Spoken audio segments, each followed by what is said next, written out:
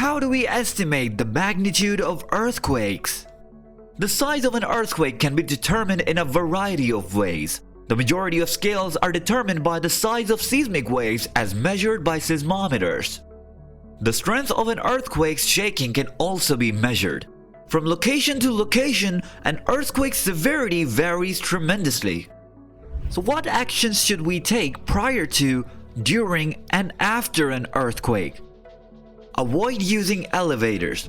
They may shut down. Discover how to cut off electricity, gas, and water. Avoid leaving heavy items on shelves since they can tumble down in an earthquake.